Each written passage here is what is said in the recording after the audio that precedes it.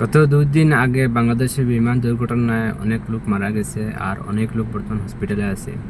তো সবাই যারা হসপিটালে আছে এরার জন্য সবাই দোয়া করবেন যে যদি সুস্থ হয়ে ভালো হয়ে আসে।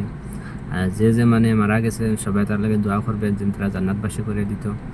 তো অনেক দুঃখ লাগছে এই ভিডিওটা। এখান থেকে প্রায় সময় অনেক বিমান আসে যায়, অনেক প্রশিক্ষণ বিমান অনেক আসে যায়, কানে অনেক শব্দ হয়। তো কালকে যখন এখানে জিনিসটা আসছিল, যে এত জোরে সাউন্ড আপনারা জাস্ট কল্পনা করতে পারবেন না, মানুষের কানের পর্দা ফেটে যাচ্ছিল।